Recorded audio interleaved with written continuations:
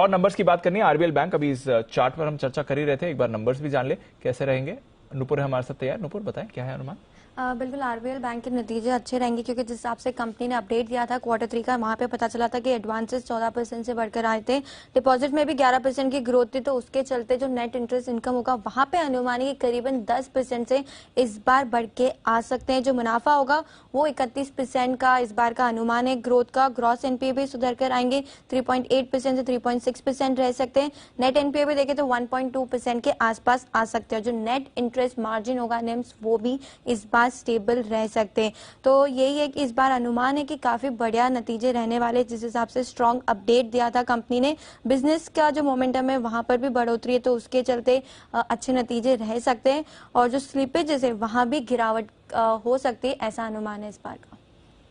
तो ज्यादा कुछ खास नंबर्स नहीं रहने वाले, नंबर्स ठीक रहेंगे। ठीक रहेंगे, जिस हिसाब से अपडेट आया था उस हिसाब से नंबर्स ठीक है। एसेट क्वालिटी में सुधार दिखेगा, बिल्कुल सुधार रहेगा। चलिए एसेट क्वालिटी में सुधार रहेगा। स्टॉक वैसे मूवमेंट के मूड में नहीं है, बट इंप्रूवमेंट दिखा सकता है। इंडसइंड बैंक से तो हमने आज डेफिनेट इंप्रूवमेंट देखा था। स्टॉक ने वैसा रिएक्शन नहीं दिखाया क्योंकि बाजार का सेंटिमेंट उतना मजबूत नहीं है, बट नंबर्स काफी अच्छे थे इंडसइंड बैंक के। एक बार वागले साहब से चार्ट पर भी राय ली जाए। वागले साहब, कमजोर है बट 1200 का लेवल होल्ड कर रहा है क्लोजिंग पर इंडसइंड बैंक सर।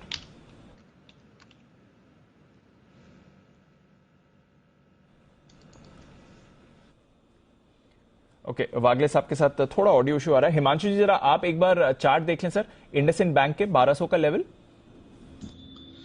दीप देखिए, बहुत ही लैकलस्टर मूवमेंट है स्टॉक में। अगर पिछला काफी हफ्तों का मैं डेटा देखता हूं तो स्टॉक 1250, 1180 इसी ट्रेडिंग एंड में टिका हुआ है। लेकिन अच्छी बात यह है कि बाजार की वॉलेटिलिटी के बावजूद स्टॉक एक हायर लेवल पर अपनी कंसोलिडेशन फेज से गुजर रहा है। तो मुझे लगता है इवेंचुअली ये ब्रेकआउट अपसाइड की तरफ हो सकता है और स्टॉक 1180, 1175 के जोन में आता है तो खरीदारी करके चला जा सकता है। 1150 के नीचे का क्लोजिंग बेसिस पर स्टॉप लॉस रहेगा। बड़ा मोमेंटम स्टॉक में 1240, 1250 के ऊपर अगर क्लोज होता है तभी आता हुआ नजर आएगा।